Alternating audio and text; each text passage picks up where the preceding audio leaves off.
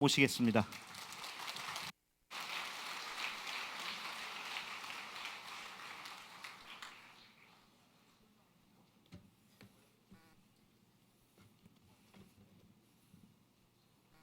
네, 고대했던 만남을 가졌네요. 잠깐 기도하도록 하겠습니다. 살아계신 하나님, 오늘 하늘의 문을 열어주시고 우리 모두가 하나님의 영광을 볼 수 있도록 은혜를 베풀어 주시옵소서. 내게 나와 들으라, 그리하면 너희의 영혼이 살리라 하신 그 말씀이 오늘 임할 수 있도록, 이루어지도록 주의 은혜를 베풀어 주시옵소서. 예수님의 이름으로 기도합니다. 아멘. 네, 첫 번째 시간입니다. 창조와 타락이라는, 마이크가 좀 너무 울리는데 좀 내쳐주시면 좋을 것 같고요.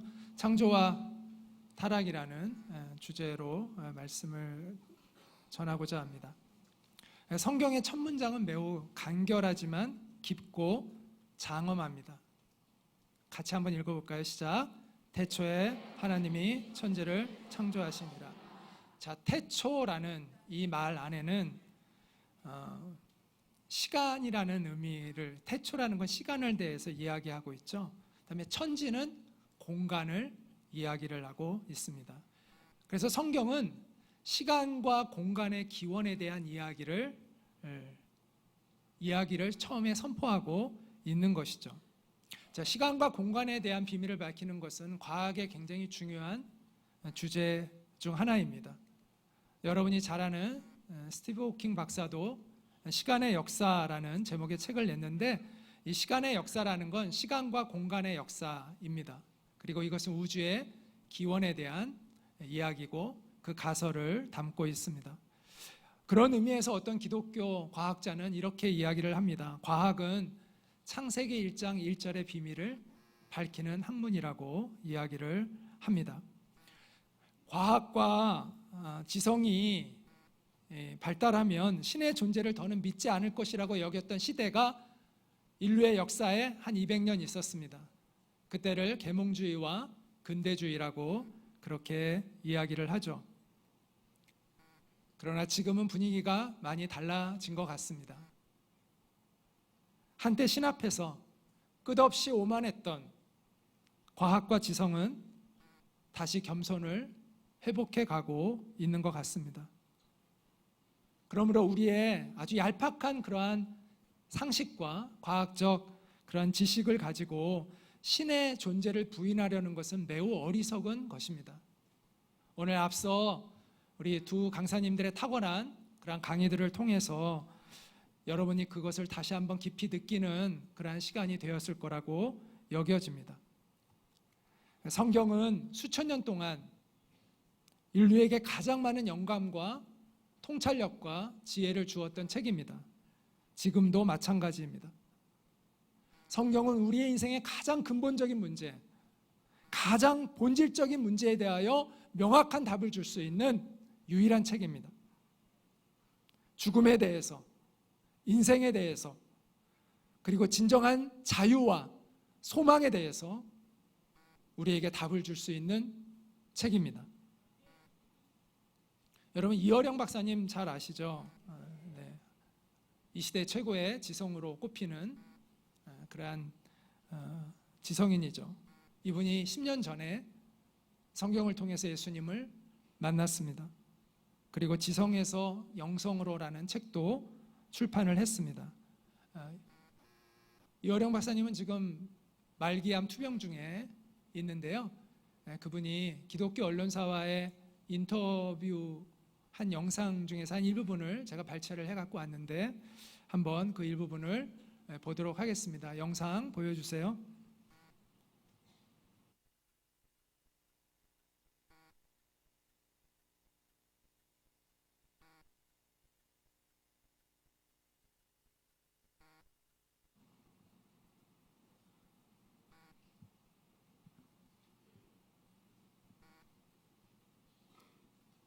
네, 소리가 안 들려서 다시. 혹시 준비하는데 시간이 좀 걸리면 그냥 넘어가겠습니다.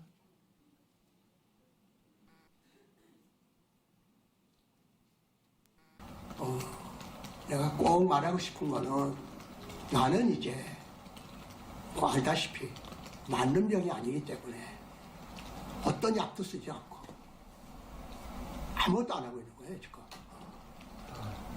그냥 암과 함께 지내고 있는 거예요. 약도 아무것도 안 먹어요. 아무것도 안 먹어요. 왜? 마지막 남은 게 죽음은 어떤 모습으로 어떻게 다가오고 어떤 발자국 소리로 오는가. 그게 종교는 죽음에 관한 거예요.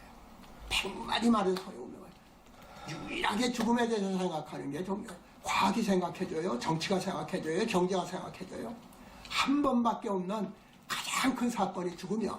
탄생이고 죽음이야. 탄생할 때는 예정된 거예요. 어떤 사건이 죽음 이상으로 크겠어요? 모든 게 다 사라지는 거예요. 그러니까 나의 종교는 시작하는 거예요. 지금 시작하는 거예요. 그거 맞닥뜨려 버린 거예요. 거기에서 우리 딸은 훌륭히 그걸 해냈어. 정말 암이 있었으면 숨었을 거예요. 왜? 전혀 두려워하지 않고 죽기 직전까지 1시간, 2시간씩 교회에서 이거 하고. 그렇기 때문에 암이 우리 딸을 정복 못했죠. 죽음이 정복 못했죠. 죽음은 그의 신앙의 한 에피소드에 지나지 않는 것이 됐고, 오늘도 내 딸을 기억하는 사람들은 처참하게 처절하게 말라서 끝까지 고사해서 그 처절하게 죽어가는 모습이 아니라 하나님의 신부라고 그 빛나는 얼굴로 교단에 서서 그의 마지막 얼굴이요. 암도 못 부신 거예요. 그의 사랑과 신앙은. 그렇기 때문에 내가 용감하게 닥쳐봐야 알지만 아직은 초연하게 내 글 쓰고 할 거 다 하고 마치 영원히 사는 사람처럼 살고 있는 거예요. 그래서 내가 줄 수 있는 말은 성경의 말이 아니라 증자의 말. 가마귀 죽으려 할 때 그 소리에 슬프지 아니한가? 사람이 죽으려 할 때 그 말이 착하지 아니한가? 죽음 앞에서는 거짓말 안 하는 거예요. 살려고 거짓말하고 돈 벌려고 거짓말하는 거지. 죽는 사람이 거짓말하는 법은 없어. 그래서 유언이 진실한 거예요. 그래서 유언 많이 들어주는 거예요, 사람들이. 그 진실한 말이에요. 살아있을 때부터 유언하듯이 말을 했으면 얼마나 좋았을까. 많은 거짓말 했잖아요. 죽음 앞에서는 거짓말 안 해요. 그래서 내가 지금 말하는 것은 그 죽음에 대한 것에 대한 유일한 해답을 되든 안 되든 죽음에 대한 해답은 종교밖에 없다. 네, 오늘 하나님의 말씀을 통해서 우리의 존재를 또 우리의 인생을 또 우리의 죽음의 문제를 깊이 한번 조명해 보고자 합니다. 진지하고 정직한 마음으로 경청해 주시기를 부탁드리고요. 하나님께서 나를 간절히 찾는 자가 나를 만날 것이라고 약속해 주셨는데 오늘 그런 은혜가 여러분 가운데 있기를 바랍니다. 성경은 유일하신 참신이신 하나님께서 천지를 창조하셨다고 담대하게 선포한 이후에 모든 자연 만물을 하나님이 지으시고 인간을 지으셨다고 말씀하면서 인간의 특별함에 대한 매우 귀중한 정보를 성경에서 전해주고 있습니다. 창세기 1장 27절 말씀인데요. 같이 읽겠습니다. 시작. 하나님이 자기 형상 곧 하나님의 형상대로 사람을 창조하시되 남자와 여자를 창조하시고. 자, 하나님의 형상이라는 이 구절 안에는 인간이 무엇인가에 대한 답이 들어가 있습니다. 첫째, 인간은 영적인 존재입니다. 영적인 존재라는 것은 불멸의 영혼을 가진 존재라는 것이죠. 흔히 사람들은 죽으면 그것으로 이제 끝이다라고 생각하는 사람들이 많습니다. 그런데 성경은 사람은 그런 존재가 아니다라고 이야기합니다. 인간에게 영혼과 육체가 있는데 우리 육체가 죽음을 맞이한다고 해서 영혼이 사라지는 것이 아니라는 것이죠. 죽음은 육체에서 영혼이 분리되는 것이라고 말을 합니다. 그래서 야고보서 2장 26절에 보면 영혼 없는 몸이 죽은 것 같이라고 이야기를 합니다. 여기서 영혼은 영어 성경에 보면 스피릿이라고 되어 있습니다. 영이 없는 몸은 죽은 것, 영이 없는 몸이 죽었다라고 이렇게 표현을 한다라는 것이죠. 자, 영혼이 떠난 육체는 어디로 돌아가죠? 흙으로 돌아갑니다. 성경은 이에 대해서 우리에게 이렇게 말씀하고 있습니다. 여호와 하나님이 땅의 흙으로 사람을 지으시고 하나님이 우리를 흙으로 지으셨기 때문에 우리의 육체는 다시 흙으로 돌아갑니다. 그런데 우리는 짐승과는 달리 다른 동물들과는 달리 하나님의 형상으로 지어진 존재이기 때문에 우리는 영혼을 가지고 있기 때문에 그것으로 사라지는 존재가 아니라는 것이죠. 성경은 하나님은 영이신이라고 얘기하거든요. 우리가 하나님의 형상으로 창조되었다는 것은 우리도 불멸하는 존재라는 것을 의미합니다. 그래서 성경에서 영혼이라는 단어가 스피릿이라는 단어가 500번 가까이 나옵니다.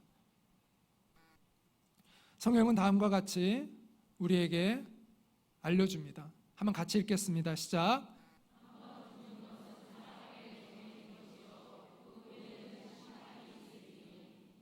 자, 죽음으로 끝난다면 심판이 있어요, 없어요? 없는 거죠.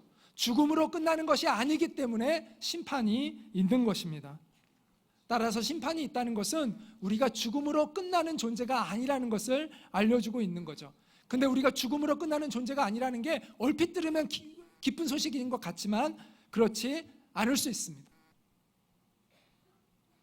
우리가 불멸하는 존재라는 것이 우리에게 희망을 주는 것이 아니에요. 오히려 두려움이 될 수도 있는 것이죠. 왜냐하면 말 그대로 무엇이 기다리고 있기 때문이죠? 하나님의 심판이 기다리고 있기 때문입니다.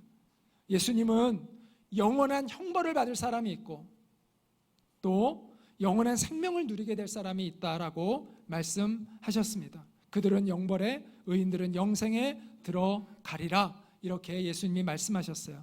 성경에서 말하고 있는 영생은 하나님의 심판대를 통과해서 천국에 가는 것을 의미합니다. 영벌은 하나님의 심판대를 통과해서 지옥에 가는 것을 의미합니다. 그래서 예수님은 제자들에게 우리의 목숨을 빼앗을 수 있는 이 세상의 권력자들을 두려워하지 말고 영혼을 심판하는 권세를 가지신 하나님을 두려워하며 살라고 말씀했습니다. 한번 같이 읽겠습니다. 시작.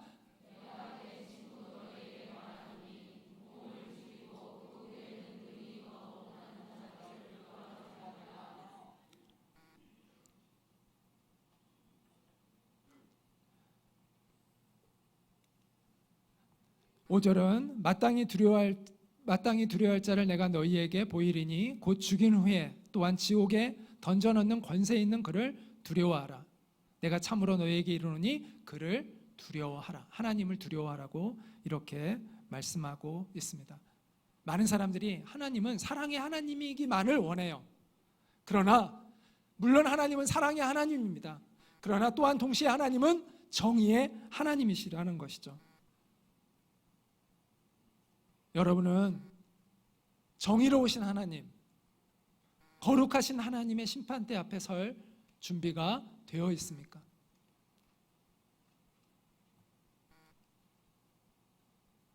자, 첫 번째, 우리는 영적인 존재라고, 하나님의 형상으로 지음받았다는 건 영적인 존재라고 이야기를 들었습니다. 두 번째는 인격적이며 도덕적인 존재라는 의미를 가지고 있습니다. 여러분, 인격을 가지고 있다는 건 우리 안에 자유가 있다는 거예요. 자유의지. 우리가 선을 선택할 수도 있고 악을 선택할 수도 있는 자유를 가진 존재라는 것이 바로 인격적인 존재라는 뜻입니다.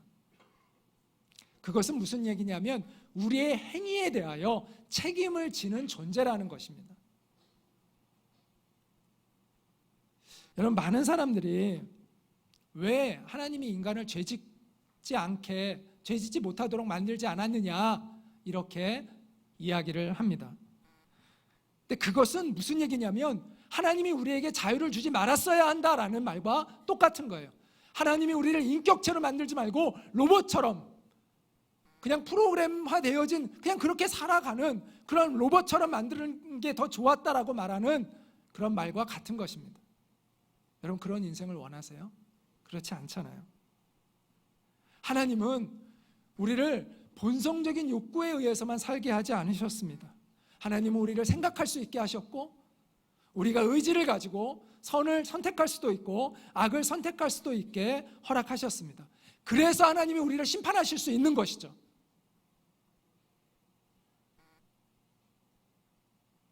우리는 우리가 한 행위에 대하여 책임지는 인격적이고 도덕적인 존재로 자유를 가진 존재로 우리의 삶에 책임을 지는 존재로 하나님이 우리를 하나님의 형상대로 만드셨다는 것입니다. 그래서 요한계시록에 보면 마지막 날 죽은 자들이 자기의 행위를 따라 책들에 기록된 대로 심판을 받으니 라고 하고 있고 그 행위대로 심판을 받는데 자 14절 같이 한번 읽겠습니다. 시작.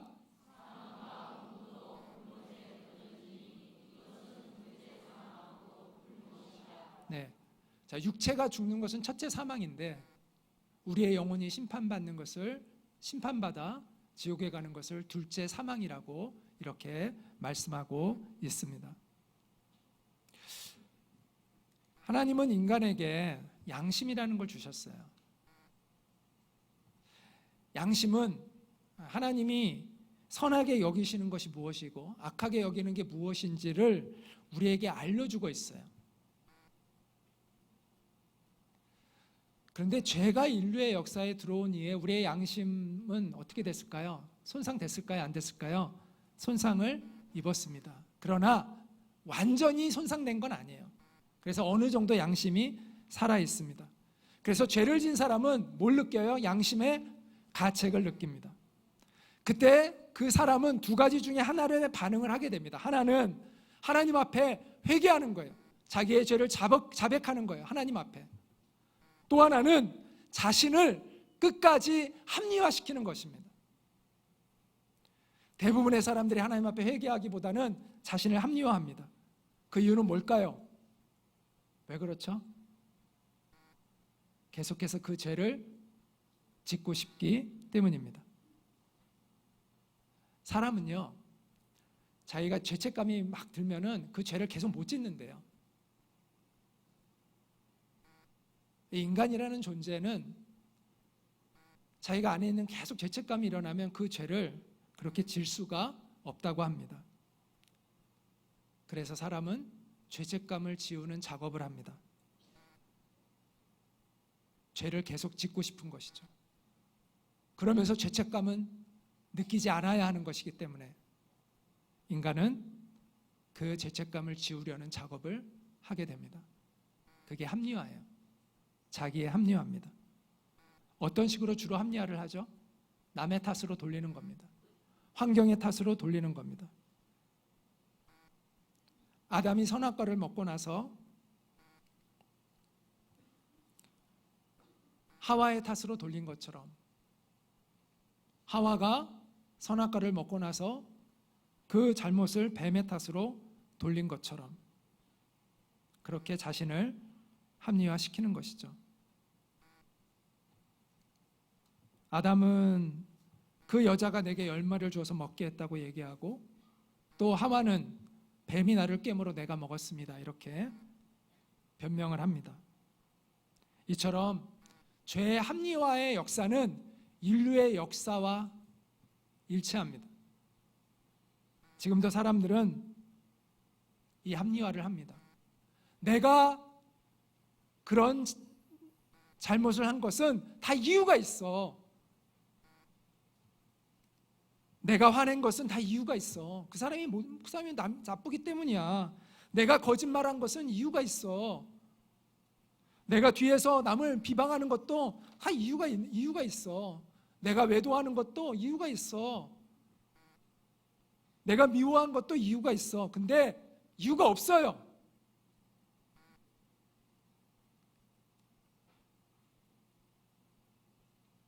이유가 있다면 그것은 내 안에 죄성이 있기 때문입니다. 죄의 유혹을 이기지 못하기 때문입니다. 내가 선하지 못하고 악해서 그런 것입니다. 다른 사람들이 여러분 화를 내면 그 사람 여러분 문제 있다고 여기시죠. 근데 왜 내가 화를 내는 것은 괜찮은 거죠? 누가 여러분에게 거짓말하면 그 사람 나쁜 사람이라고 얘기하잖아요. 그런데 여러분은 왜 여러분이 거짓말한 것에 대해서는 아무렇지도 않게 생각하죠? 누가 뒤에서 나를 비방하면 그 사람 정말 나쁜 사람이라고 여기잖아요. 근데 우리가 다른 사람 비방하는 건 괜찮은가요?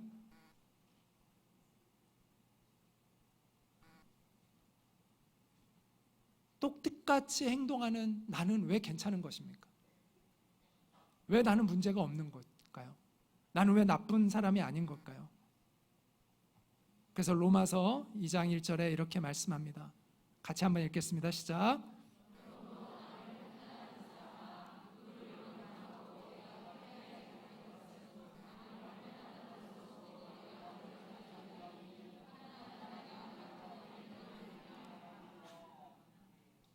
지금은 우리가 양심이요 좀 무뎌 있어요. 그래서 이렇게 자꾸 합리화를 시켜요. 그런데 나중에 저는 그렇게 믿어요. 하나님 앞에 딱 가는 순간 우리의 양심이 완전히 깨끗해질 거예요. 그래서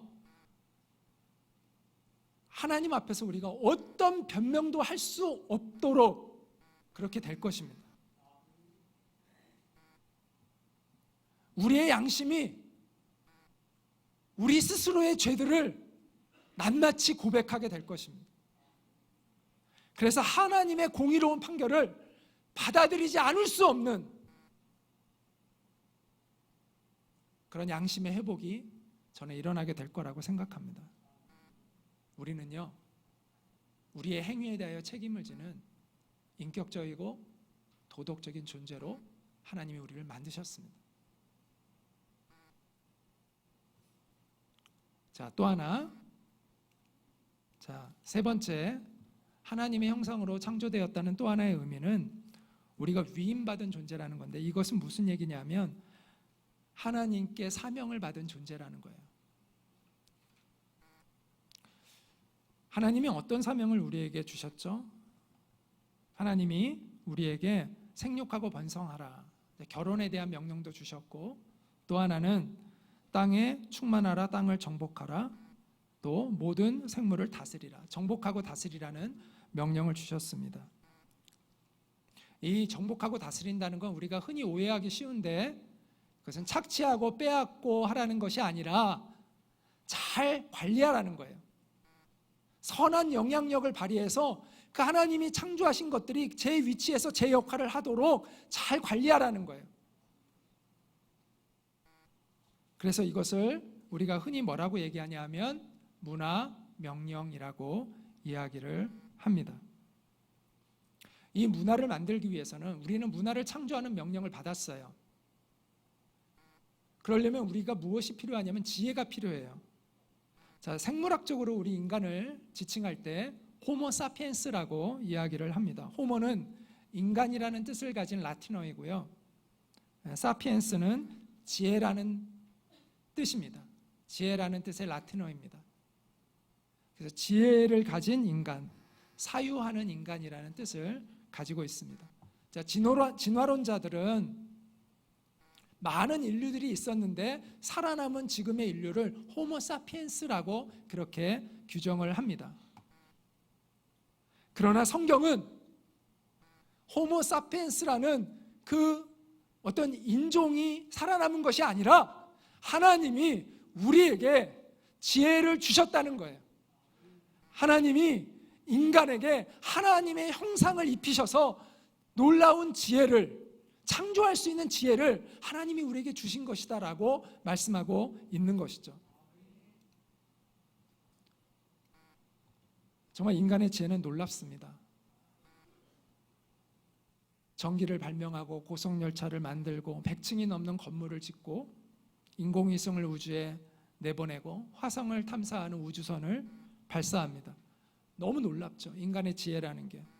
그런데 이 지혜는 양면성이 있어요. 어떤 양면성이 있냐면 선한 문화를 만들 수도 있고 악한 문화를 만들 수도 있어요. 하나님이 우리에게 기대하시는 건 어떤 문화를 만들기를 원하실까요? 선한 문화를 만드는 걸 원하세요. 근데 그렇지 않았을 때 우리는 아까 얘기했죠. 책임 있는 존재라고. 우리는 책임을 져야 됩니다. 본래 어떤 위임을 받은 사람은 그 위임받은 일에 대하여 우리가 청직이잖아요. 하나님의 청직이잖아요. 위임을 받았어요. 잘 다스리도록 했어요. 근데 세상을 망쳐요. 악한 문화를 만들어내요. 하나님을 대적하는 문화를 만들어내요. 그럼 그거에 대하여 우리는 책임을 지게 된다는 것이죠. 타락한 인간은 하나님 앞에서 악한 문화를 만들어 왔습니다. 성적인 문란, 돈을 사랑하는 것. 성경은 돈을 버는 것을 문제 삼진 않지만 돈을 사랑하는 것이 악이라고 얘기했습니다.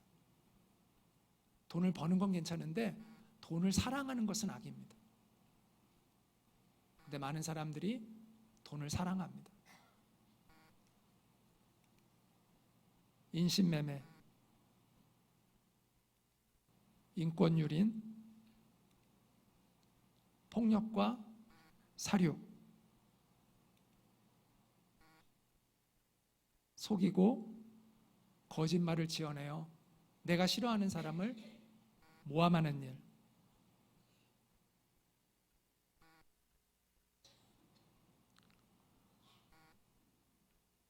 사람에 따라 그들의 외모를 보거나 또 그들의 가진 힘을 보고 차별하고 학대하는 것, 온갖 착취와 억압들, 오늘날 많은 사람들이 하고 있는 탐욕과 사치, 이게 악한 문화죠. 성경은 그것을 뭐라고 얘기하냐면 우상 숭배라고 이야기를 합니다.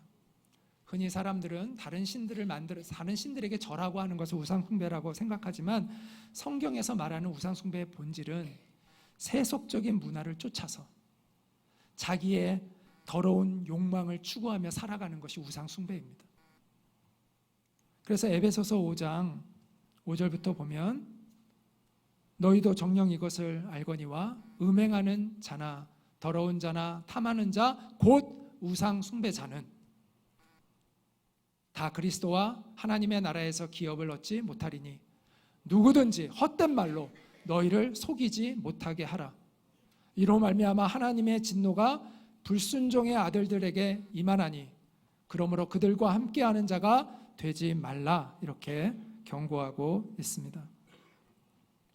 여러분은 어떤 문화에 익숙한 삶을 살아가고 계십니까? 문화는 그냥 만들어지는 게 아닙니다. 여러분이 문화를 쫓고 있는 건 그냥 되는 게 아닙니다. 여러분의 가치관과 여러분의 세계관이 그 안에 들어가 있는 것입니다.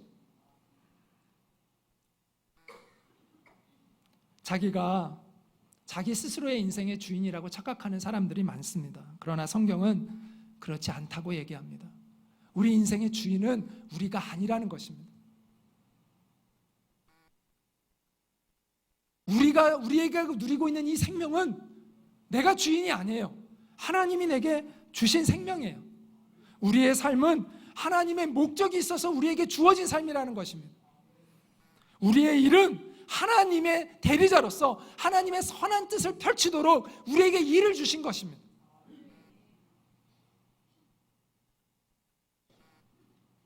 내 욕망과 내 욕심을 추구하며 살라고 일을 주신 게 아닙니다. 여러분의 생명이 여러분의 것이 아닙니다.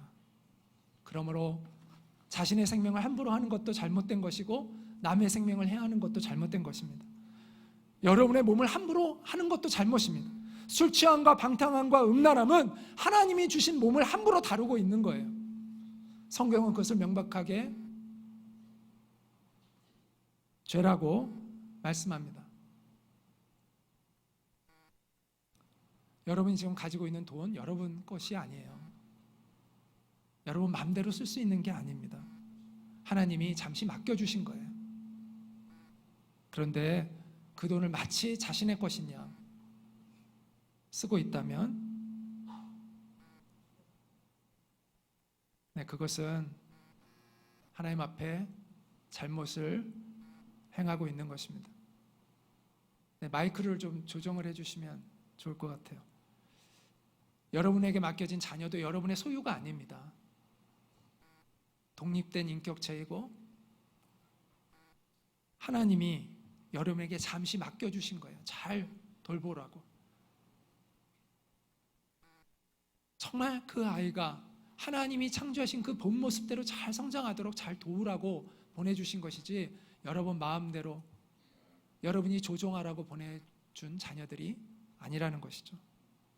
여러분 밑에 있는 직원들, 그 사람들도 여러분 마음대로 대해도 되는 사람들이 아닙니다. 하나님이 소중히 여기는 영혼들이에요. 그들을 함부로 대하는 것은 하나님을 함부로 대하는 것이라고 성경은 말씀하고 있습니다. 인생은요, 우리 멋대로 사는 것이 아닙니다. 내 마음대로 살아도 되는 게 아니에요. 우리의 인생은 청지기적 인생인 것입니다. 그걸 여러분 어떻게 알 수 있어요? 여러분 맨몸으로 와서 맨몸으로 가시잖아요. 여러분 지금 누리고 있는 게 다 여러분의 것이 아니라는 걸 증명하고 있잖아요. 다 하나님께 받은 거예요. 잠시. 그리고 그 결과물을 하나님 앞에 보여드려야 되는 거예요. 여러분은 하나님 앞에서 무엇을 보여드릴 수 있을까요? 여러분이 잠시 받았던 이 땅에서의 그 육신의 생명과 그 건강과 또 물질과 그 지혜와 그것을 가지고 여러분은 어떤 결과물을 가지고 하나님 앞에 설 준비가 되어 있습니까? 예수님은 선한 청지기가 받을 복과 악한 청지기가 받을 심판에 대해서 말씀했습니다. 충성되고 지혜 있는 종이 되어 주인에게 그 집 사람들을 맡아 때를 따라 양식을 나눠줄 자가 누구냐? 주인이 올 때에 그 종이 이렇게 하는 것을 보면 그 종이 복이 있으리로다. 만일 그 악한 종이 마음에 생각하기를 주인이 더디 오리라 하여 동료들을 때리며 술 친구들과 더불어 먹고 마시게 되면 방탕한 인생을 사는 거죠. 생각하지 않은 날 알지 못하는 시각에 그 종의 주인이 이르러 어미 때리고 외식하는 자가 받는 벌에 처하리니 거기서 슬피 울며 이를 갈리라. 자, 우리가 하나님의 형상으로 창조되었다는 것은 우리가 위임받은 존재, 하나님께 청지기로서의 사명을 가지고 살아가고 있는 존재라는 것을 의미합니다. 또 하나는 이제 마지막으로 이제 하나님의 형상으로 창조된 인간이라는 의미는 예배하는 존재, 다시 말해서 하나님과 깊이 교제하는 존재로 우리는 지음을 받았습니다. 인간은 유일하게 하나님과 교통할 수 있는 존재입니다. 하나님의 사랑을 받고 또 하나님을 사랑할 수 있는 존재예요. 시편 8편을 기록한 시인은 이렇게 얘기합니다. 한번 같이 읽겠습니다. 시작.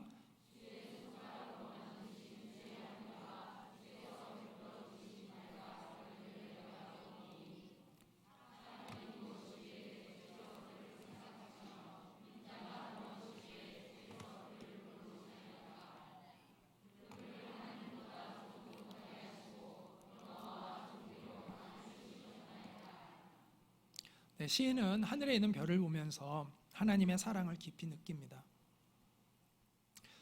여러분, 정말 하나님이 사람을 위해서 온 우주를 창조하셨잖아요. 지구라는 별이 얼마나 특별하고 아름다운 별입니까? 창세기 1장에 보면 하나님이 모든 만물을 다 지으시고 나서 맨 마지막에 지으신 것이 인간이죠. 그만큼 하나님은 우리를 사랑하신다는 것을 의미하고 하나님이 우리를 매우 특별하게 여기고 있다는 것을 말해주고 있습니다. 왜 하나님이 우리를 이렇게 사랑하시는가요?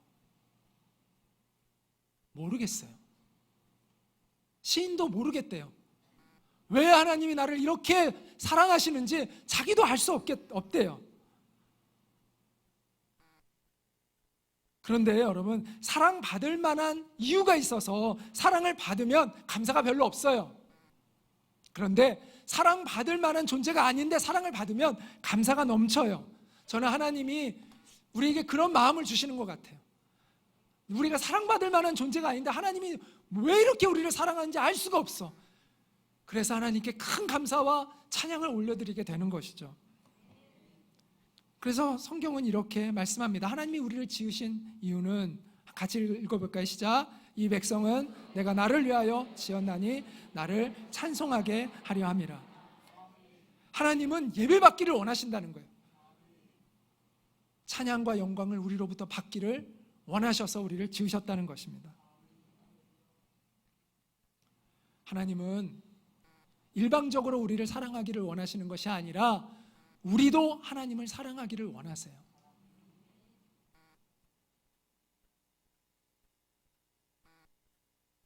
성경에 보면 너는 마음을 다하고 뜻을 다하고 목숨을 다하여 내 하나님 여호와를 사랑하라라는 명령이 있는데, 이스라엘 백성들이 가장 중요하게 여기는 명령이었거든요. 가장 중요한 성경 구절이죠. 근데 그 얘기는 무슨 얘기냐면, 하나님이 우리를 먼저 목숨을 다하고 마음을 다하고 뜻을 다하여 사랑하셨다는 거예요. 내가 너희를 그렇게 사랑했기에 너도 그것을 깨닫고 나를 사랑하라 라고 하시는 것이죠.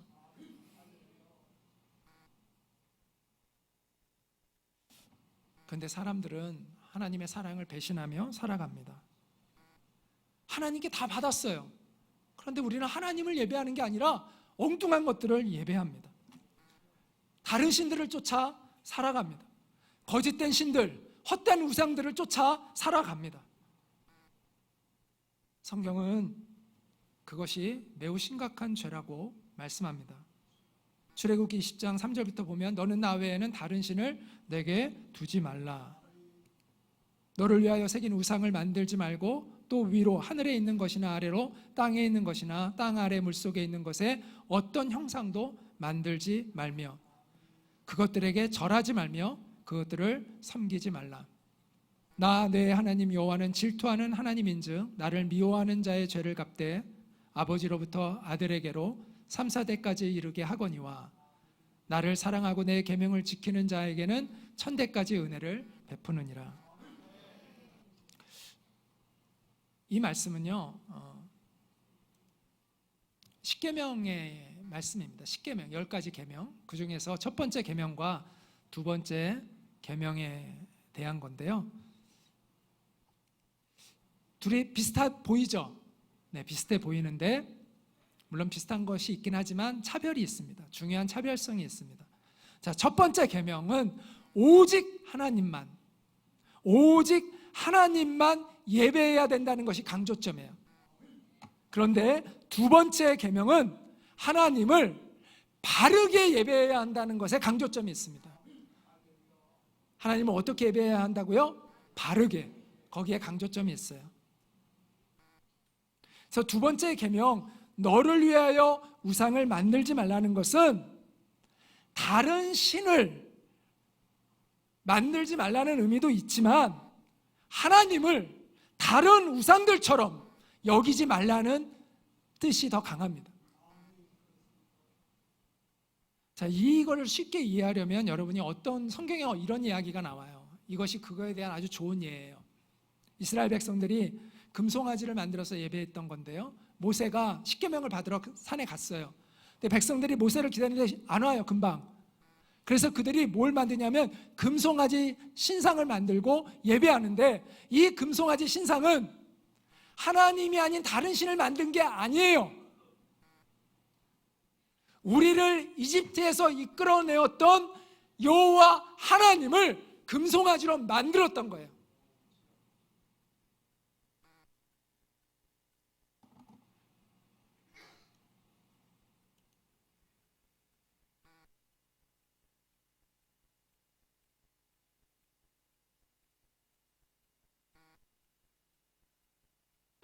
자, 여기 보면 하나님께서 이렇게 그들에 대하여 말씀하는 거죠. 그들이 내가 그들에게 명령한 길을 속히 떠나 자기를 위하여 자기를 위하여 송아지를 부어 만들고 자기를 위하여 하나님을 만들어내는 것이죠.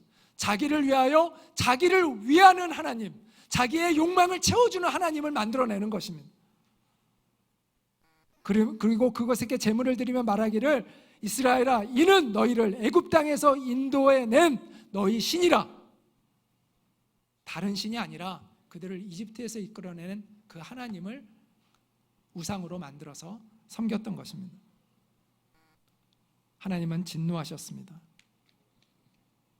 모세가 하나님께 간청하지 않았다면 그 이스라엘 백성은 다 죽었을 거예요. 근데 모세가 생명을 걸고 간청해서 하나님이 그들을 용서해 주시죠. 여러분, 이 금송아지는요, 그들의 탐욕을 채워주는 하나님을 원했던 것입니다.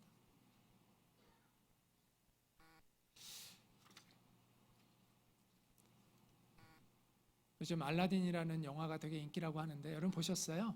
예, 저는 아직 못 봤는데, 근데 알라딘의 마술 램프 뭐 다 아는 얘기죠. 거기에 요괴가 나오잖아요. 요괴는 자기의 원하는 것을 들어주는 것이죠. 오늘날 많은 사람들이 하나님을 이처럼 마술 램프에 나오는 요괴처럼 생각하고 그렇게 하나님께 비는 사람들이 꽤나 있습니다. 이스라엘 백성들은 하나님의 말씀을 기다리지 않았어요. 모세가 돌아오는데 모세가 하나님의 말씀을 받으러 갔어요. 근데 그 말씀을 기다리지 않습니다. 그들의 관심은 하나님의 말씀이 아니에요. 그들의 관심은 오직 자기 자신에게 있는 거예요. 그들의 관심은 오직 그들의 욕망을 채워주는 것에 있는 거예요. 하나님의 말씀을 기다리지 않아요.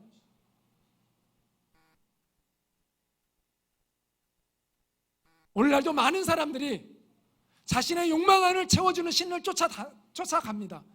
왜 사람들이 무당을 찾아가죠? 바르게 살기 위해서 무당을 찾아갑니까? 어떻게 살아야 내가 경건하게 살고 어떻게 살아야 내가 인간답게 살 수 있는가를 알고 싶어서 무당 찾아가나요? 다 무엇 때문에 가는 거예요? 내가 원하는 거 얻기 위해서 가는 거 아닙니까? 내가 언제 부자가 되고 내가 언제 원하는 직장을 얻고 내가 언제 결혼하고 다 자기가 원하는 걸 얻기 위해서 갑니다.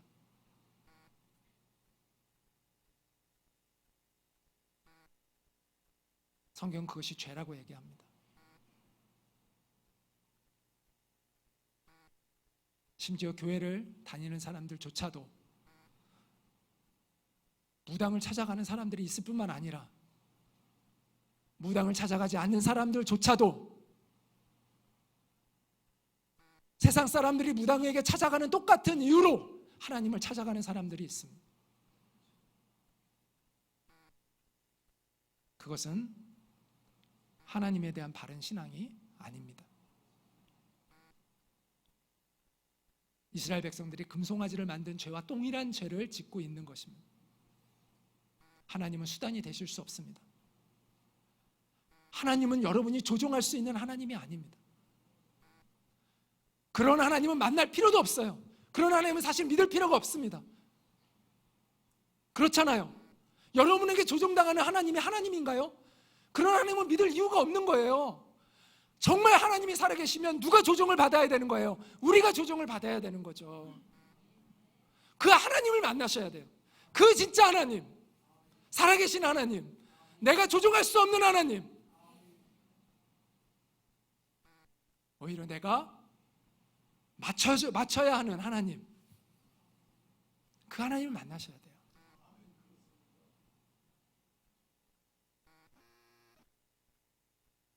만약 여러분의 자녀들이 여러분을, 부모님을 자신의 욕망을 채우는 수단으로 여긴다면 여러분 어떻게 생각하시겠습니까?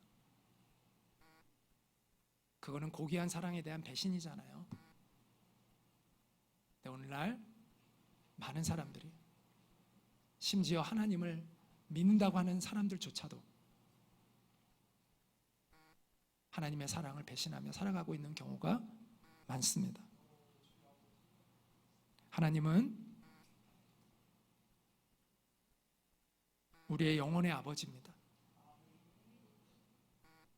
그렇기 때문에 우리를 진짜 사랑하세요. 우리에게 참된 인생을 가르쳐 주기를 원하세요. 우리가 헛된 것들에 속아서 살기를 원하지 않고 진짜를 살기를 원하세요. 진짜 인생을 살기를 원하세요. 정말 가치 있고 의미 있는 그런 인생을 살아가기를 원하세요. 하나님은 우리가 하나님의 그 진실한 사랑을 깨닫고 우리도 하나님을 사랑하게 되기를 원하세요. 그게 하나님을 예배한다는 뜻이에요. 예배는 그 본질이 하나님을 사랑하는 거예요.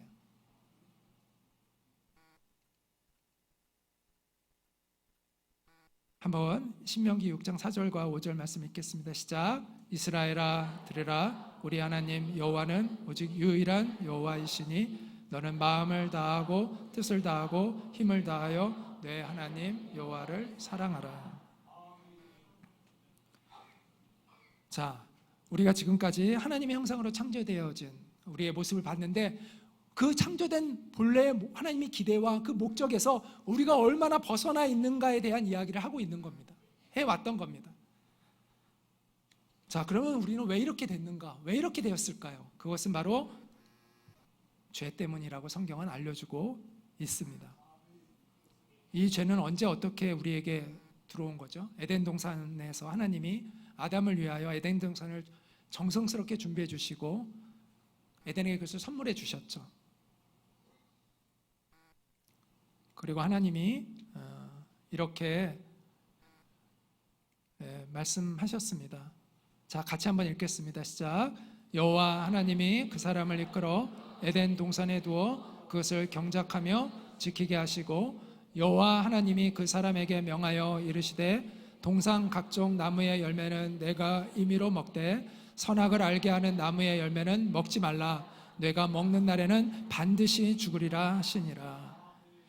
이 창세기 이제 2장에서 이 명령이 나오고 3장에서 이제 이 열매를 따먹는 그 죄를 범하는 그 불행한 사건이 이제 나옵니다.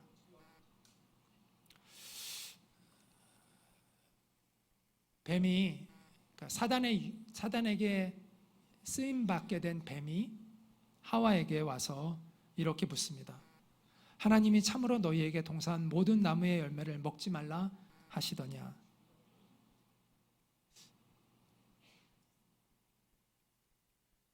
그때 하와가 이렇게 얘기합니다. 동산 나무의 열매는 우리가 먹을 수 있으나 동산 중앙에 있는 나무의 열매는 하나님의 말씀에 먹지도 말고 만지지도 말라 너희가 죽을까 하노라 하셨느니라. 뱀이 결코 죽지 아니하리라. 너희가 그것을 먹는 날에는 너희 눈이 밝아져 하나님과 같이 되어 선악을 알 줄 하나님이 아심이니라. 그러니까 이 하와가 하나님의 사랑을 의심하게 만들어요. 뱀이.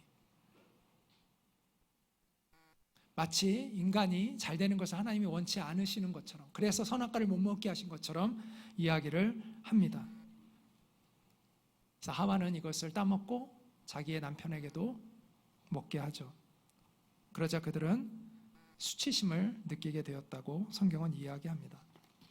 자, 많은 사람들이 선악과의 의미를 잘 이해를 못해요. 아니 그거 뭐 사과나무 같이 생긴 그 열매 하나 따먹은 게 뭐가 잘못된 거냐?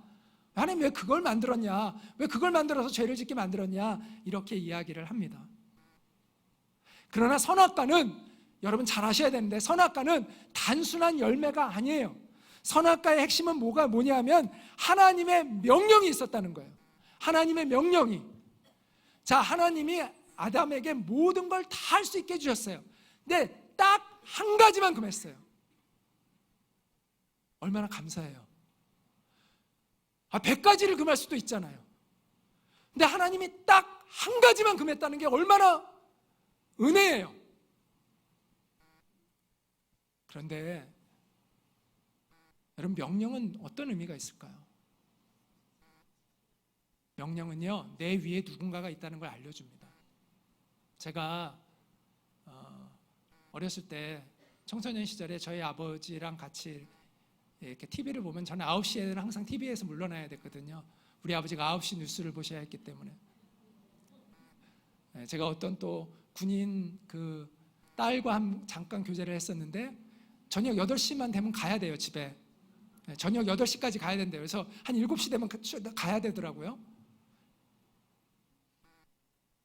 내가 하지 못하는 내 마음대로 하는 건 여러분이 그 집에서 주인인 거예요. 그 집에서 여러분이 아무것도 여러분이 통제를 안 받고 내 마음대로 했으면 여러분이 그 집에서 최고예요. 그런데 내가 무엇인가 하지 못하는 게 있다는 건 무슨 얘기냐면 내 위에 누군가가 있다는 걸 알려주는 거예요. 자, 하나님이 아담에게 한 가지를 못하게 하셨다는 건 어떤 의미를 주냐면, 아담아, 내가 너를 너무나 사랑해서 이 모든 걸 너에게 주었다는 걸 널 기억해. 그리고 반드시 네가 잊지 마라. 너 위에 내가 있다는 거는 꼭 기억해야 돼. 그런데 아담이 자기 위에 하나님을 두기를 원하지 않았던 것이죠. 혹시 여러분 예전에 문패라는 거 보셨어요? 저 어렸을 때 문패가 있거든요, 집에. 그 집의 주인이 누구인가를 알려줘. 문패는 별건 아니지만 그 집의 주인이 누구인가를 알려줬어요. 예전에 다 이렇게 집에 그 집의 주인의 이름이 써 있었어요. 하나님이 아담에게 엄청난 대저택을 선물을 해줬다고 생각을 해보세요. 그리고 부탁을 했어요, 아담에게. 내가 너를 얼마나 사랑하는지를 꼭 기억해. 그래서 내가 문패 하나 남겨놓게. 이 문패만큼은 네가 떼지 마라. 그리고 내가 너를 얼마나 사랑했는지 늘 기억해야 돼. 그런데 어느 날 아담이 이 문패마저 떼버린 거예요. 그리고 자기의 문패를 달았어요. 반역이죠. 저는요, 선악과는요, 인간이 인간다울 수 있도록 만들어주는 나무였다고 생각해요. 인간은요, 자기 위에 하나님이 있다는 걸 인정하며 살아갈 때 인간이 인간다울 수 있다고 저는 생각합니다.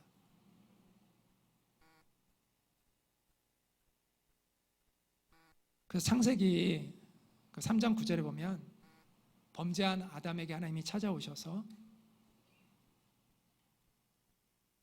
아담아, 내가 어디 있느냐 이렇게 물으세요. 근데 저는 이 말씀이 이렇게 느껴졌어요.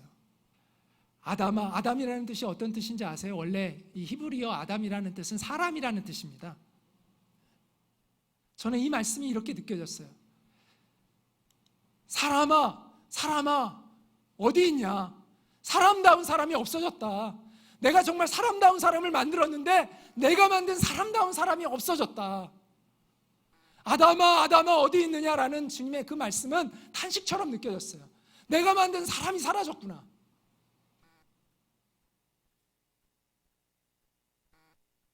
아담은 사람의 몸을 입고 있었지만 그는 이제 더 이상 사람다운 사람이 아니었던 거죠.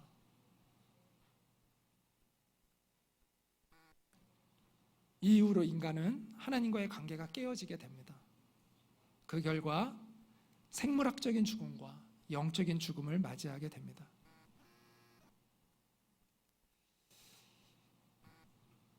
그래서 너는 흙이니 흙으로 돌아갈 것이니라. 하나님이, 이게 무슨 생물학적 죽음이죠. 이것을 아까 첫째 사망이라고 말씀드렸습니다. 생물학적 죽음을 첫째 사망. 그런데 이 첫째 사망만이 아니라 영혼의 사망, 영적인 사망, 그것을 우리가 둘째 사망이라고 이야기를 합니다. 그래서 요한계시록 21장 8절에 보면 이렇게 말씀합니다. 같이 읽어볼까요? 시작.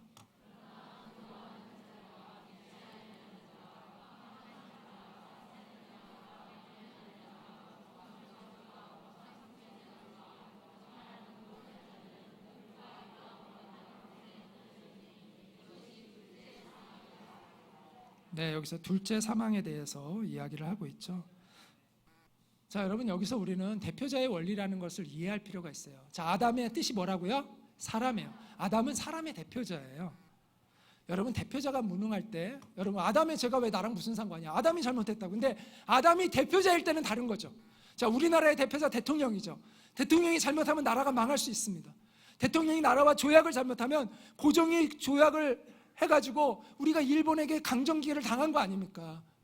을사늑약을 함으로 인해서 우리가 나라를 잃어버린 거 아니에요. 대표자가 그런 능력을 갖고 있어요. 그게 대표자의 원리예요. 아담은 단순한 한 인간이 아니라 사람의 대표자예요. 우리는 이 대표자의 영향력을 알아야 합니다. 여러분, 조선시대에는요, 가장이 반역을 하면요, 삼족이 멸함을 당했습니다. 그 가정은 단순한 가정이 아니라 그 가정의 대표자이기 때문입니다. 그거에 대해서 누구도 이의를 제기하지 않았습니다. 이게 대표자의 원리입니다. 에이즈에 감염된 어머니에게서 태어난 아이는 약 30% 이상 에이즈에 감염되어 태어날 확률이 높습니다. 그 아이가 무슨 잘못을 했습니까? 아무 잘못도 안 했어요. 그게 대표자의 원리이고 조상의 영향력이라는 것이죠.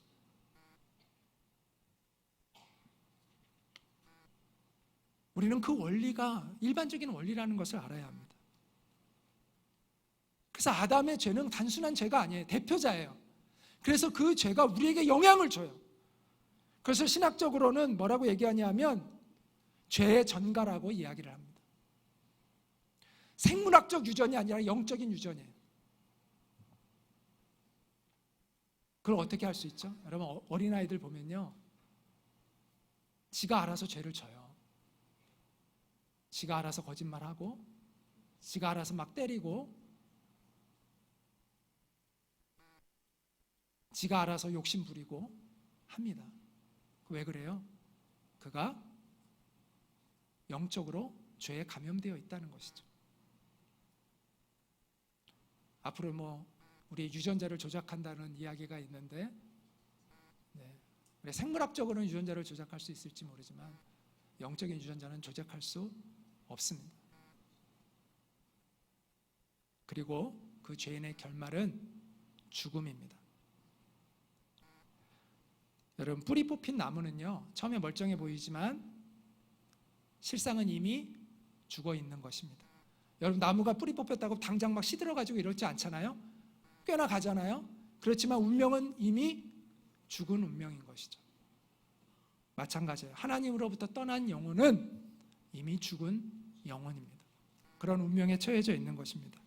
그래서 하나님으로부터 떠난 영혼의 증상이 뭐냐면 불안과 두려움이에요. 오늘 사람들이 이 미래에 대해, 사람은 미래를 모르잖아요. 그러니까 미래를 대비합니다. 온갖 보험을 들고 여러 가지 저축을 들고 해서 미래를 대비합니다. 그런데 결국 피할 수 없는 미래가 있는데 그게 죽음이죠. 아무리 미래를 대비해도 대비할 수 없는 미래가 있어요. 죽음이에요. 그래서 인간은 근본적으로 불안과 두려움을 가지고 있어요. 그런데 어떻게 할 수가 없죠. 그러다가 갑작스럽게 죽음을 맞이할 때 인간은 당황하게 되고 분노하고 좌절하게 됩니다. 또 하나 하나님을 떠난 증상은 이기심과 탐욕입니다. 인간의 이 불안감이요, 자기 보호 욕구를 자극합니다. 그래서 과도한 자기 보호 욕구를 갖게 해요. 그게 이기심이에요. 이기적인 인간은 짐승과 같아요. 짐승들은 박애감이 없어요. 이타심이 없어요. 남을 배려하지 않아요. 자기의 생존 본능에만 충실한 게 짐승이잖아요. 이기적인 인간은, 하나님을 떠난 사람은 이기적이 돼요. 짐승처럼 돼요. 그런데 어떤 사람은 짐승보다도 더 못해요. 짐승은 최소한 탐욕적이지는 않아요. 자기의 먹을 것이 있으면 더 이상 욕심을 부리지는 않아요. 그런데 인간은 끊임없이 욕심을 채우려고 해요. 심지어 나보다 어렵고 힘든 사람들의 것까지도 착취해서 뺏으려고 하는 그런 아주 악한 일들을 자행할 때가 많아요. 이게 하나님을 떠난 증상이에요. 또 하나는 미움과 증오예요. 여러분 왜 미워요? 여러분 누구를 왜 미워하세요? 여러분 내가 왜 누구를 미워할까 한번 생각해 보신 적 있어요? 저는 생각을 해본 적이 있어요. 왜 자꾸 내가 누구를 미워할까? 미워하는 마음에는 내가 기대했던 것이 충족되지 않을 때 미워를 해요. 누군가에게. 여러분이 기대도 안 하잖아요. 그럼 별로 미워하지도 않아요. 근데 여러분이 누군가에게 엄청 기대를 했는데 그 기대가 채워지지 않으면 미워해요.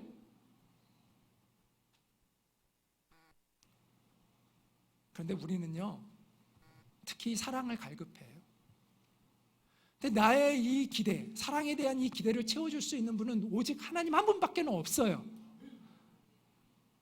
그런데 하나님과의 관계가 단절된 사람은 이게 채워지지 않아요. 끊임없이 채워지지 않아요. 그래서 사람들로부터 그 사랑을 갈급해요. 근데 얼마나 이게 모순인지 아세요? 여러분도 누구에게 만족시켜주는 사랑을 안 하시잖아요. 본인은 그런 사랑을 못 주면서 왜 자꾸 자신은 그런 사랑을 받기를 기대하는 거죠? 그거 이상해요. 자기는 그러지 못하면서 왜 사람들로부터는 그런 끊임없는 그 사랑을 기대할까? 안 채워져요. 나도 못하지만 그 사람도 못해줘요. 그래서 하나님으로부터 사랑을 기대하지 않고 인간으로부터 사랑을 기대하는 사람들은 결국은 미워해요. 끊임없이 누군가를 미워하고 증오하고 그래요. 비극적인 인생이 되는 거예요. 이게 하나님을 떠나 있는 증상이에요. 또 하나는 우월감과 열등감이에요. 자, 우월감과 열등감의 뿌리가 우월감과 열등감이 완전히 다른 것 같잖아요. 그런데 뿌리가 같아요. 뭘까요? 뿌리가 남과 끊임없이 자신을 비교하는 거예요.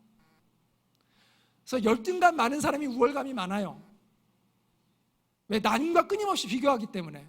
자기보다 조금 잘난 사람을 만나면 막 이렇게 막 우울해지다가 또 자기보다 좀 못한 사람을 열등감을 느끼다가 자기보다 좀 못한 사람을 만나면 막 우쭐해지고 우월해져요. 이 롤러코스터를 타는 거예요.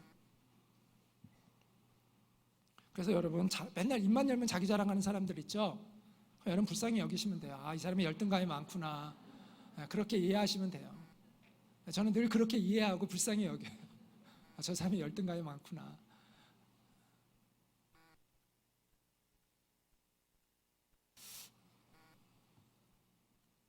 또 하나는요, 자기 연민과 자기 학대입니다. 이것도 뿌리가 같아요.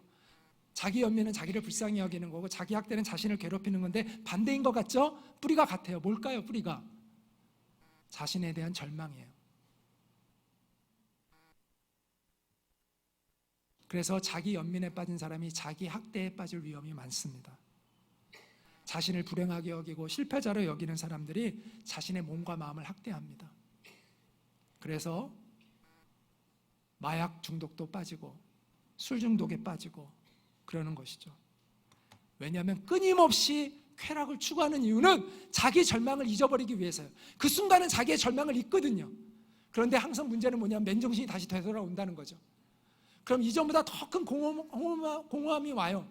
그럼 그것보다 더 큰 자극을 추구해야 돼요. 그 고통을 잊기 위해서. 그럼 사람이 어떻게 되는지 아세요? 점점 이 진폭이 커집니다. 점점 더 강한 자극, 그 다음에 찾아오는 더 큰 공허함, 거기에 더 큰 자극을 추구해요. 이러면서 인생이 망가지는 거예요.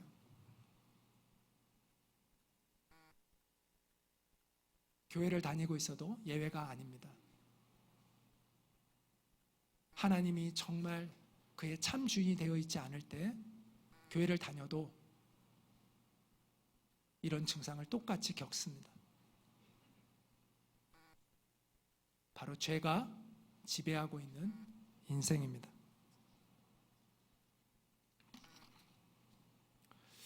그래서 우리는 하나님 앞에 갔을 때요, 우리의 양심이 깨어나서 아까도 말씀드린 대로 우리는 이렇게 고백하게 될 것입니다. 우리 스스로가 하나님, 우리가 하나님을 떠나 잘못 살아왔습니다. 제가 한양대에 갔다가 어떤 학생과 대화를 나눈 적이 있습니다. 저를 벌레 보듯이 보더라고요. 전도하고 있으니까. 그래서 제가 또 말을 걸었어요. 또 벌레같이 저를 보길래 가서 제가 말을 걸었어요. 그랬더니 그 친구가 저한테 막 따지는 거예요. 교회 안 다니도 착한 사람들이 얼마나 많은데요. 교회를 다녀야만, 예수님 믿어야만 천국에 가야 된다는 그런 이상한 소리를 하냐고 막 저한테 막 따지는 거예요. 그래서 제가 이렇게 물었어요. 아니, 아무리 착하게 살아도 사람은 누구나 다 죄인 아닙니까? 그랬더니 이 친구가 뜻밖의 대답을 하더라고요. 뭐라고 대답했는지 아세요? 태어난 그 자체가 죄죠. 저한테 이렇게 얘기하더라고요. 제가 얼마나 당황스러웠는지. 아니, 예상치 못한 답변을 갑자기 하니까 좀 일관되게 얘기를 해야지. 갑자기 막 그렇게 진리를 얘기해버리니까 제가 너무 당황스러워가지고 그랬던 적이 있었습니다. 근데 성경에 보면 정말 이렇게 말씀해요. 내가 죄악 중에 출생하였으며 모친이 죄 중에 나를 잉태하였나이다. 여러분, 우리가 정말 솔직해진다면 우리가 죄인이라는 걸 인정할 수밖에 없지 않습니까?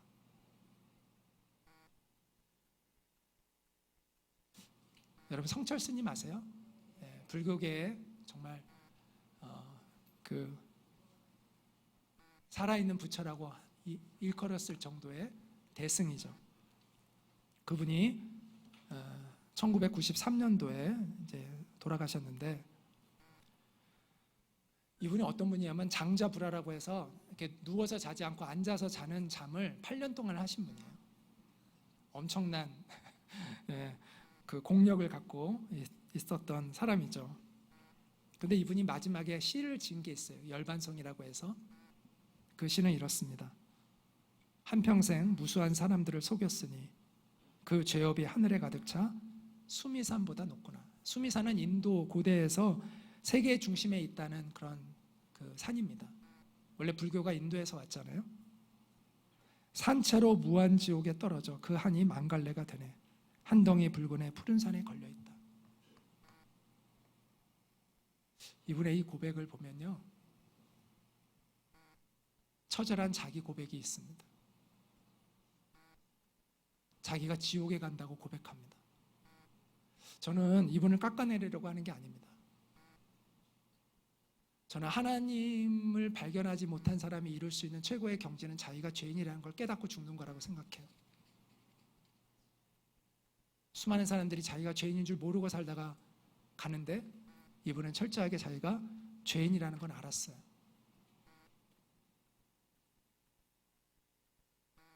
그런데 이와 비슷한 고백을 한 사람이 성경에 나오는데 사도 바울입니다. 약 2000년 전 인물이죠.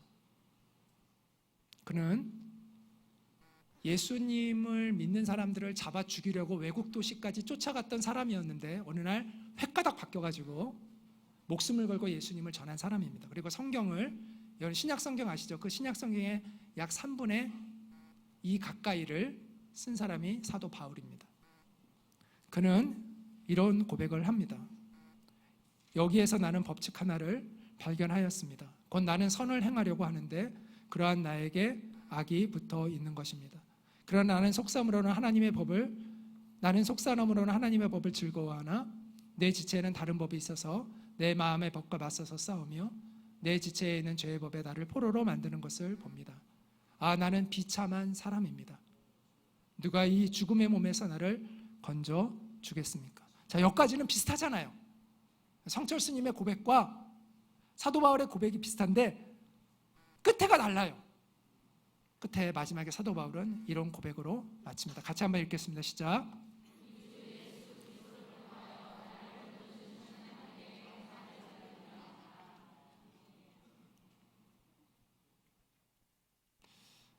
도대체 예수님이 무엇을 하셨기에 사도 바울은 이 고백을 한 것일까요?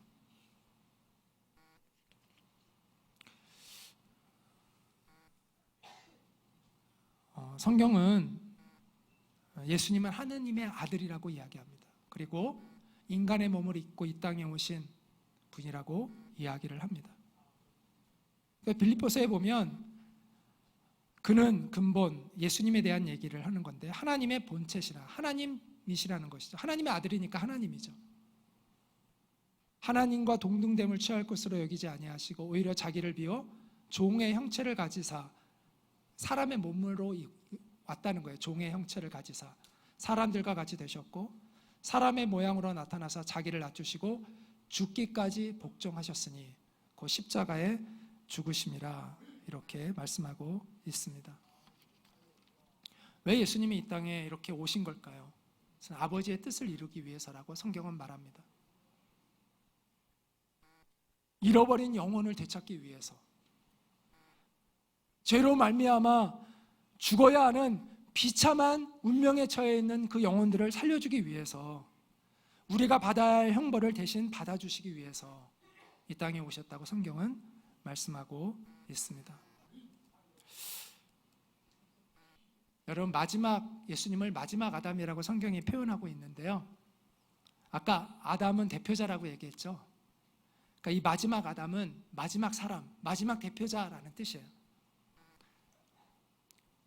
그래서 고린도전서나 로마서에 보면, 지금 말씀들을, 지금 시간이 없으니까 그 내용들을 간단히 정리해서 한 표를 만들면 이렇게 표가 정리가 되는데, 아담과 예수님이 비교됩니다. 아담은 범죄를 했어요. 근데 예수님은 의로운 행위를 했어요. 아담은 불순종했는데 예수님은 순종했어요. 하나님의 뜻에 순종했어요. 그래서 다른 열매를 맺는데 아담은 우리 안에 정죄를 가져왔지만 예수님은 우리를 하나님 앞에 의롭다 여김을 받게 만드셨어요. 아담은 우리에게 사망을 가져왔지만 예수님은 우리에게 생명을 가져다 주셨다는 거예요. 아담은 계속해서 죄인들을 만들어냈지만 예수님은 의인을 만들어내고 계시다는 거예요. 그래서 의인이라는 건 하나님의 백성을 얘기하는 겁니다. 예수님으로 인해서 의롭게 되어진 하나님의 백성들을 얘기하는 겁니다. 그래서 예수님의 이 땅에 오신 그 이유는 우리의 원형을 회복하는 거예요. 창세기에서 하나님이 창조하신 그 본래의 모습에서 변질되어진 우리를, 타락한 우리를 다시 회복시키기 위해서 주님은 오셨다는 것입니다.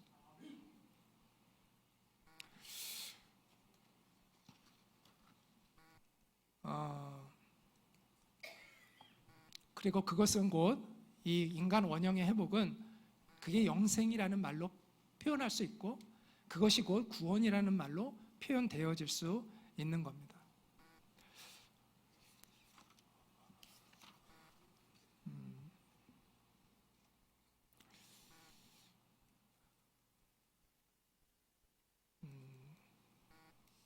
여러분, 많은 사람들이 정말 성경을 몰라도 너무 모릅니다. 몰라도 너무 몰라요. 그래서 성경을 무슨 신화책인 것처럼 신화가 담긴 그리스 로마 신화 같은 그런 책으로 알고 있는데 정말 그거는 무식한 것입니다. 그건 정말 무식한 거예요. 성경을 부인하기 위해서 달려들었던 수많은 지성인들이 성경을 깊이 연구하고 그리스도인 된 사람들이 너무나 많습니다. 성경은 실제 역사가 기록되어 있어요. 그 역사가 고고학적으로 증명이 돼요. 그래서 고고학자들이 오히려 처음에는 자기들끼리 막 이렇게 성경을 부인하려고 고고학을 하다가 나중에는 성경이 사실인 게 계속 드러나면서 성경을 찾아서 고고학 그 장소를 찾아갈 정도로 고고학이 성경을 증명합니다. 제가 언제 기회가 되면 그걸 충분히 얘기해 드릴 수 있어요. 놀라운 책입니다. 성경은 실제 역사가 담겨 있고 그것이 고고학적으로 증명이 되고 더 놀라운 건 예언이 엄청 많다는 거예요. 예언이. 여러분, 경전에 예언이 그렇게 함부로 예언되어 있으면 어떻게 합니까? 그거 하나라도 틀리면 어쩌려고. 그런데 성경은 놀랍게도 엄청난 예언을 담고 있어요. 지금까지 살아남아 있어요. 그 권위가.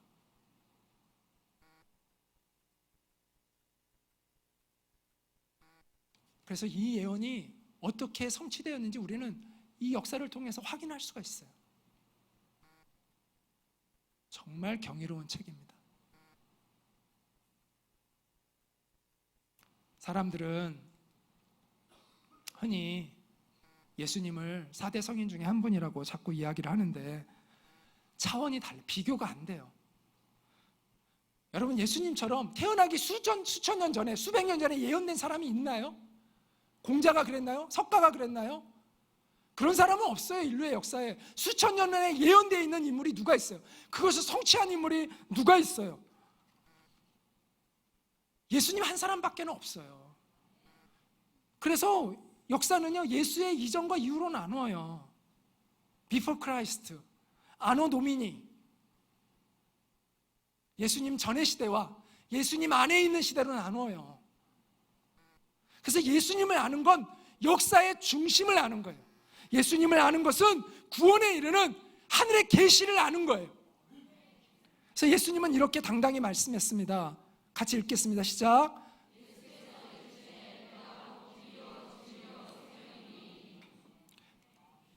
또 예수님은 이렇게 말씀했습니다. 영생은 곧 유일하신 참 하나님과 그의 보내신 자 예수 그리스도를 아는 것이니이다.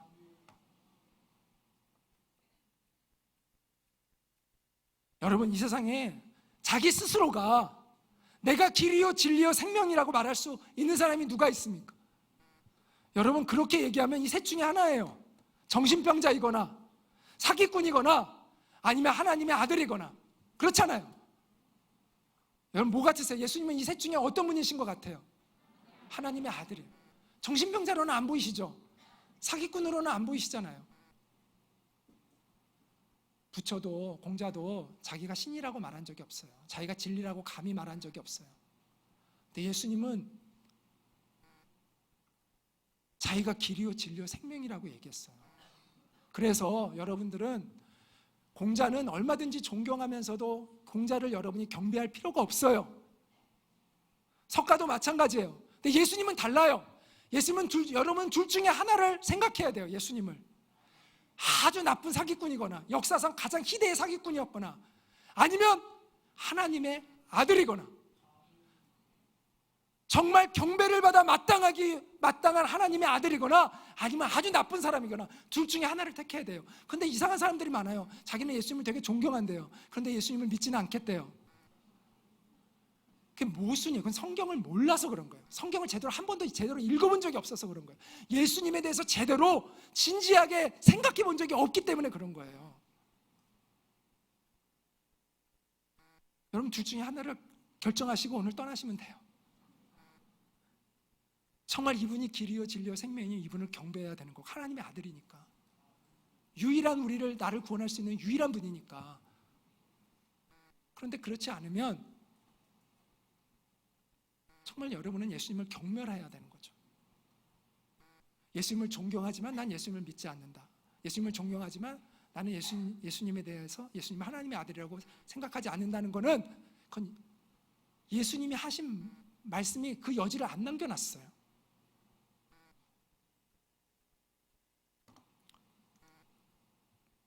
예수님의 죽음을 목격했던 한 백부장이 이렇게 고백을 했습니다. 이 사람은 진실로 하나님의 아들이었도다. 저는 이 사람이 도대체 성경도 로마의 백부장이면 이제 100명의 군대를 거느린 장교라는 뜻이거든요. 이 사람은 성경을 제대로 읽어본 적도 없는 사람인데 로마 사람이니까 유대인이 아니니까 근데 어떻게 이런 고백을 했을까? 이런 생각이 들어요. 그는 수많은 죽음을 봤을 거예요. 그가 하는 일이 십자가에서 형벌을 집행하는 거니까. 근데 성경에 대해서는 그는 모르지만 그가 보기에도 예수님의 죽음은 달랐다는 거죠. 그래서 그는 그 예수님이 죽어가는 과정을 보고 그의 입에서 놀라운 고백을 합니다. 그는 진실로 하나님의 아들이었도다. 여러분 예수님에 대해 무지한 건 역사에 대해 무지한 것입니다. 예수님을 모르는 것은 진리를 모르는 것입니다. 따라서 예수님을 알지 못하는 것은 진정한 소망이 무엇인지도 모르고 있는 것입니다. 성경은 예수 그리스도라고 얘기합니다. 예수님 뒤에 뭘 붙이냐면 그리스도라고 붙이는데 이 그리스도는 헬라어는 그리스도이고 히브리어는 그것이 메시아이고 그것을 우리가 번역하면 구세주, 구원자라는 뜻입니다.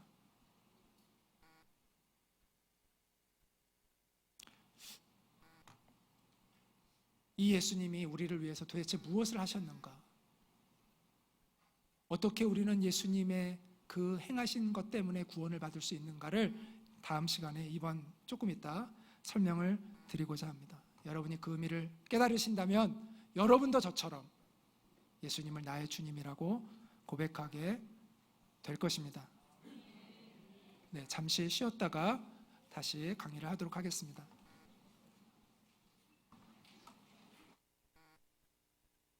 예.